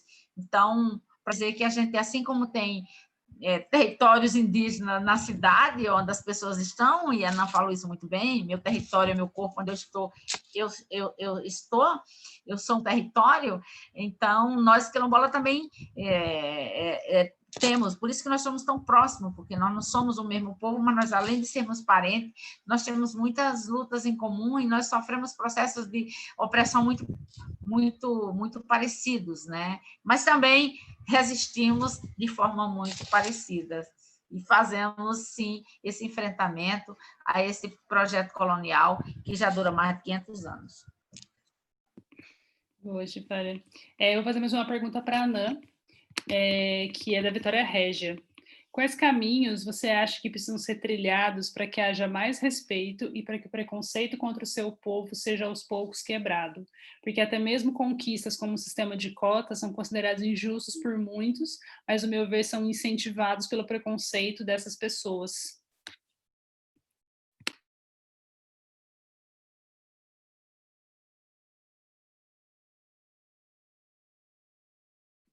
Seu microfone está mudo, Nan.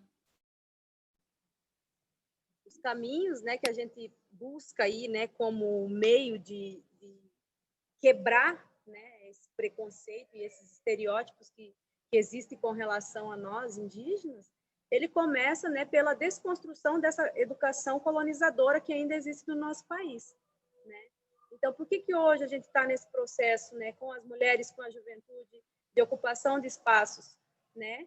Para que a gente mude esse sistema, que é um sistema falido, né, que ainda esconde essa verdadeira história do nosso país, né, onde nós, povos indígenas, o povo negro, somos e continuamos sendo violentados, né, como a Gilvânia falou, né, o Brasil, né, ele nasce, né, do estupro das mulheres indígenas, das meninas indígenas, dos corpos indígenas, né, do estupro como um todo, né, que é o estupro das nossas matas, né, o estupro de tudo, né, que surge da violência. Essa semana passada eu estava na cidade de Londrina e eu vi um cartaz num ponto de ônibus, né, falando da importância dos bandeirantes. Quem que foram os bandeirantes, né? Eu vi aquilo assim, eu estava dentro do ônibus e eu li, né, de dentro do ônibus, e fiquei pensando, né, como que é essa educação, né? Essa educação que é colocada hoje para esses jovens, para essas crianças, né, que estão aí, e isso segue, né, nessa máquina de produção de preconceitos, estereótipos, de achar que nós indígenas nós não somos gente, né, que o povo negro não é gente, né? Índio é bicho, né?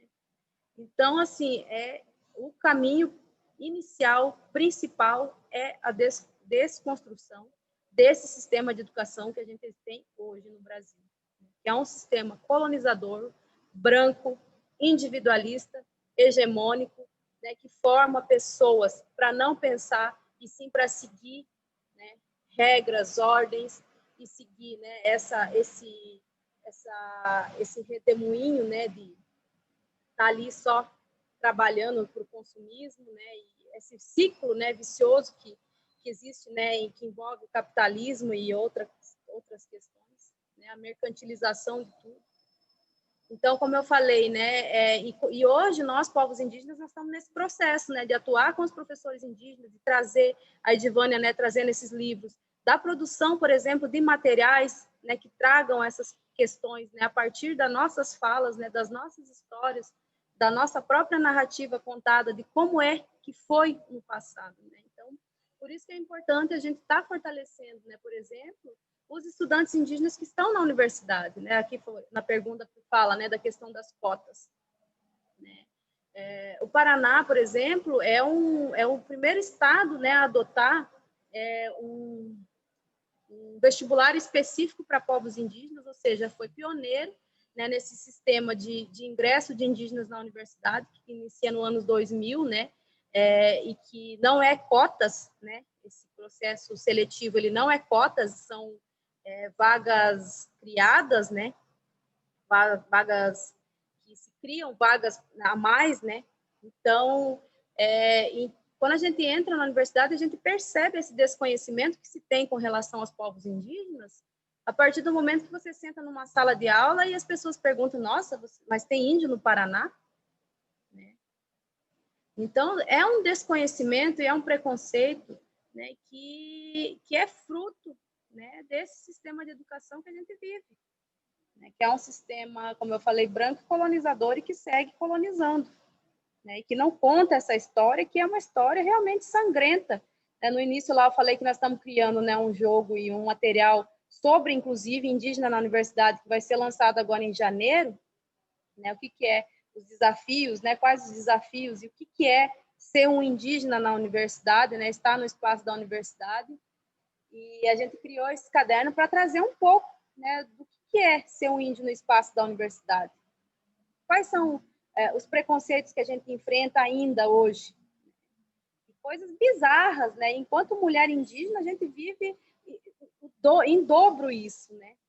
Além do preconceito bizarro, histórico que tem com relação ao ser indígena e ainda como um corpo de uma mulher indígena, né? Onde você tem que, muitas vezes, ouvir nossa, eu nunca fiquei com uma índia, eu quero conhecer uma índia, Então, são violências que a gente enfrenta todos os dias, né? E isso é violência, isso são violências. Então, esse desconhecimento, ele está, né, enraizado na nossa educação, e é isso que a gente precisa quebrar. E para isso que nós temos que ter indígena lá, tem que ter negro lá, tem que ter quilombola lá, porque somos nós que vamos contar a história do jeito que ela realmente é, né? Então, como a Sônia sempre fala, né?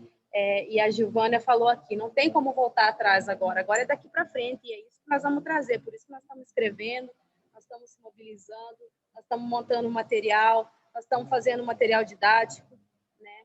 Como eu falei da minha escola, da minha terra indígena, a gente, né, tem materiais, né, que estão servindo de modelo para outras escolas indígenas, por exemplo, de implantar, né, dentro dos calendários das escolas, né, práticas nossas mesmo, próprias dentro da escola, como parte, né, do calendário escolar, como parte do currículo escolar. E isso tem que se expandir para as escolas não indígenas, principalmente, né? Então,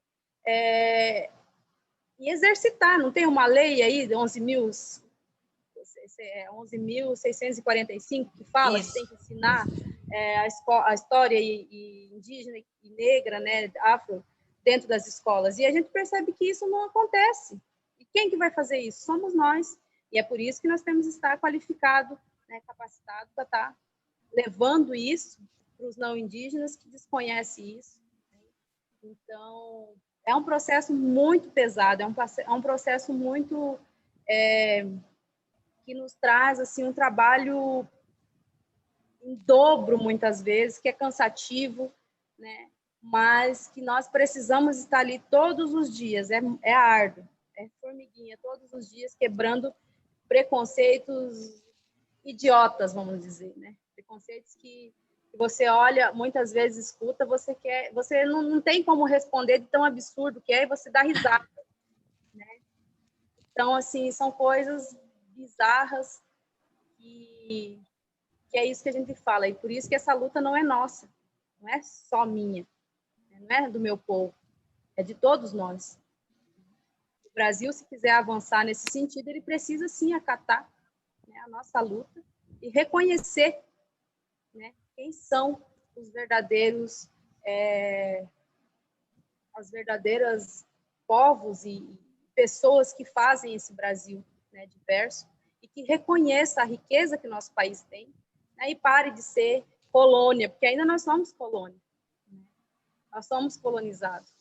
E o Brasil desconhece essa riqueza que a gente tem, né, essa riqueza cultural que a gente tem dentro do nosso país, e que isso é minimizado, né? Então, são absurdos que a gente vê no dia a dia que a gente está cansado de falar. Como diz minha mãe, tem dia que a gente não quer nem falar, mas está tão cansado de repetir a mesma coisa, e não sei como é que os não indígenas, às vezes, não conseguem perceber que são coisas que, né, poxa.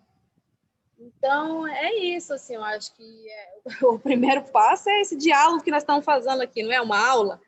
Então, isso já é para vocês ir reproduzindo com os colegas, com os professores, com os alunos de vocês, né? Então, aí é isso, expandindo esse nosso diálogo, essa nossa conversa e quebrando os preconceitos e estereótipos que se tem com relação ao povo negro, ao povo indígena, aos quilombolas e, enfim, todas as minorias, né? Porque não somos só nós, né? É a minoria do Brasil. E isso inclui, né, também as periferias, as favelas. Então, são aqueles que são oprimidos e que vivem, né, esse dia a dia da violência e do sangue, porque é sangrento. E eu estava falando, quando a gente estava construindo o jogo, aí umas meninas não indígenas falaram, mas não é muito pesado isso para as crianças? Eu falei, é pesado, mas são coisas que a gente precisa hoje falar, tem que falar, né? As nossas crianças vivem tanta coisa pesada no dia a dia, que nós temos que, desde quando nasce, aprender a resistir, né? A gente mais resiste do que existe, muitas vezes, né? Então, acho que é isso, assim, sistema de educação opressor que a gente precisa quebrar e está se quebrando, acredito. Boa, Ana. Giovana, se você quiser complementar com alguma coisa, senão eu vou agradecer aqui para a gente encerrar.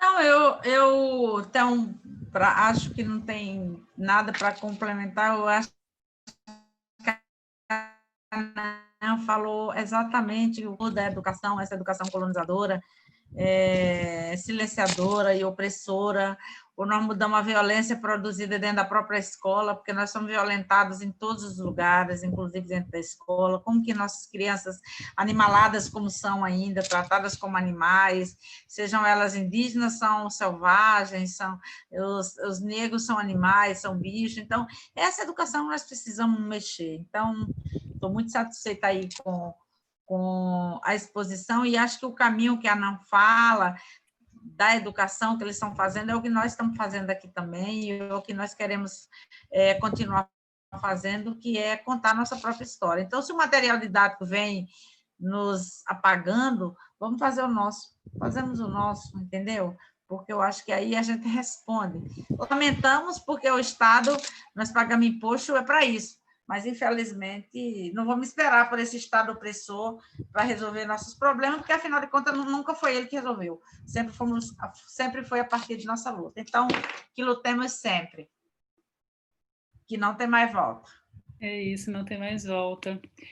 Agradeço muito você, Giovânia, agradeço muito, Nan, por terem estado aqui com a gente hoje, fazendo essa super exposição e contando mais para a gente, né, um pouco sobre a luta das mulheres indígenas e das mulheres quilombolas também. E queria agradecer a todo mundo que participou hoje desse momento com a gente. Essa foi a última aula desse projeto Potências Coletivas, dessa série. A gente teve aí mais de 5.000 inscrições para o curso, e aí a gente, né, durante 4 semanas, a gente recebeu outras pessoas incríveis aqui também, né? O Joaquim Mello e a Cristiane Não, para falar de empreendedorismo real e de economia no pós-pandemia, a Adriana Salai e a Jennifer Tanaka para falar de comida, um direito de todos, e semana passada a gente teve a Tânia Pacheco e a Ieda Leal, que falaram de racismo ambiental, que tem muito a ver com várias coisas que vocês disseram aqui hoje também, sobre, né, o tratamento, né, dos povos indígenas e quilombolas, e para falar sobre isso, né, racismo ambiental, o que eu tenho a ver com isso. E hoje a gente fechou, então, com você, Nan, e você, Giovânia, falando aqui para a gente da luta das mulheres. Queria dizer também que a gente, né, da Mídia Ninja e Greenpeace, foi um prazer muito grande fazer essa atividade, e os conteúdos dos aulões, eles vão ser sempre enviados por e-mail para todo mundo que participou, e as informações para os certificados também. E deixo aqui também o convite para quem está aqui acompanhando a gente, se quiser aproveitar aqui na caixa de comentários, deixar algum relato, alguma coisa também que vocês queiram falar aí sobre como foi esse momento para vocês. A gente vai deixar a sala aberta mais um pouquinho com uma música tocando para a gente poder ouvir esses relatos, e também para vocês ficarem atentos aí, né, tanto a Mídia Ninja quanto o Greenpeace, que organizaram esses momentos, para acompanhar as nossas redes e ficar atento aos próximos chamados, que a gente vai ter mais momentos para partilhar e trocar, né, informações, como foi hoje aqui. Então, boa noite. Fiquem à vontade aí para deixar seus comentários para a gente ali no chat, que eles são importantes também. Esse feedback é muito importante para a gente saber o que vocês acharam. Obrigada, Giovânia. Obrigada, Nan. Boa noite, gente. Boa noite. Boa noite.